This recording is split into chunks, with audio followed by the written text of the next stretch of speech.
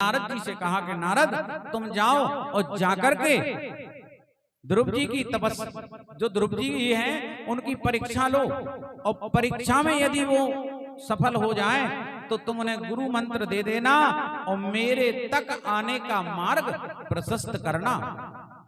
जब ये कहा, नारद जी वीणा पे राग अलापते हुए नारायण नारायण नारायण नारायण और ध्रुव जी के सामने प्रकट हो गए।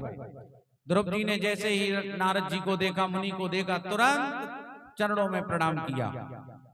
जैसे ही प्रणाम किया, नारद जी प्रसन्न हो गए। आयुर्विद्या यशो बलम, प्रणाम करने से, चरण छूने से कितनी चीजें बढ़ रही मालूम है? कितनी चीजें बढ़ती हैं प्रणाम करने से। अपने से बड़े बूढ़ों को, अपने माता पिता को, अपने गुरुजनों को, अपने बड़े जो मानदान है, पूज्य हैं उनको, अब ब्राह्मणों को प्रणाम करने से, चरण छूने से कितना पुण्य मिलता है। बोले आयु विद्या यश और बल, चार चीजें बढ़ती हैं। आयु बढ़ती है, उम्र, विद्या आती है, आयु विद्या यश, यश फैलता है, नाम फैल जाता है कि देखो फलाने में इतने अच्छे संस्कार हैं, तो यश फैलता है, और बुद्धि आती है, बल आता है। तो नारद जी को प्रणाम किया। नारद जी बोले खुश रहो बेटा, कौन हो, कहां से आए हो, क्या नाम है?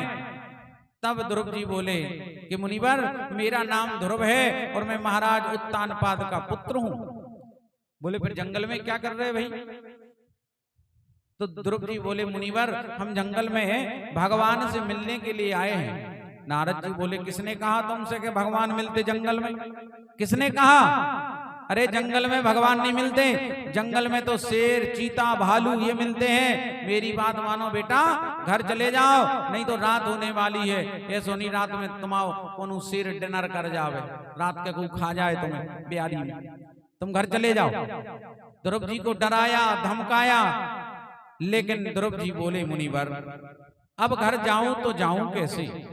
कि माता ने जब गोद से और तीनों मोही उतार, तब ही क्यों ना संभाले हो मोह करत अब हार।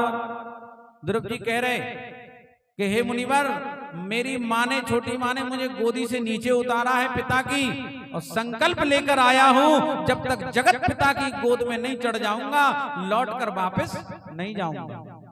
अब ध्रुव जी का जो विश्वास था वो समझ गए। ध्रुव जी का अटल संकल्प है, विश्वास है भगवान में। तो ध्रुव जी महाराज के कान में नारद जी ने मंत्र फूंक दिया।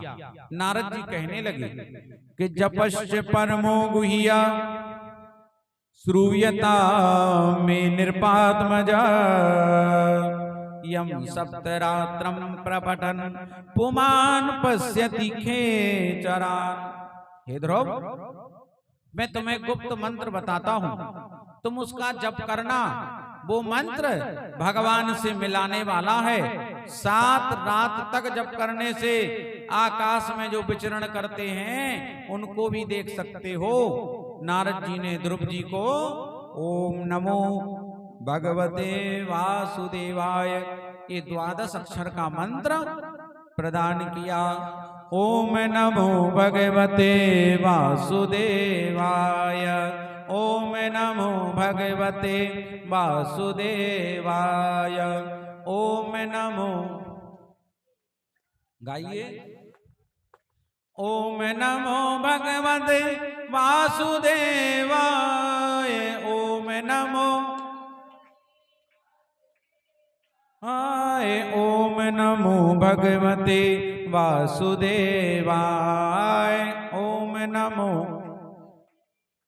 सुदेवाय, ओम नमो भगवते वासुदेवाय, ओम नमो भगवते वासुदेवाय, ओम नमो भगवते वासुदेवाय, ओम नमो भगवते वासुदेवाय। बोल वृंदावन बिहारी लाल की जय हो।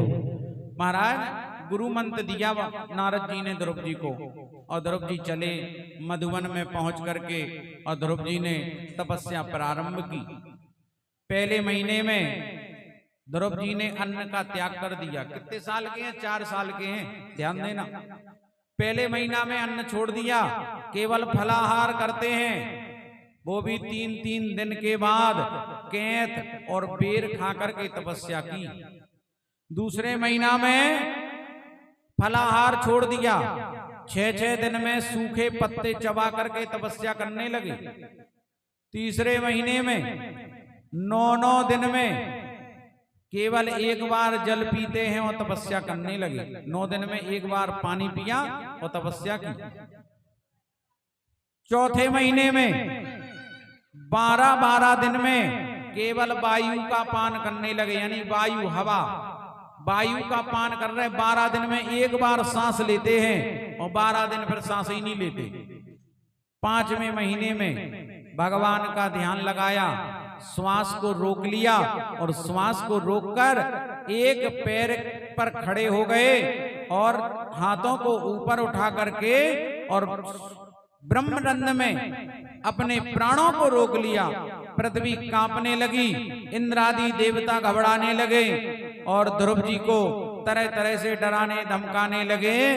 लेकिन ध्रुव जी की तपस्या में कोई विघ्न नहीं हुआ।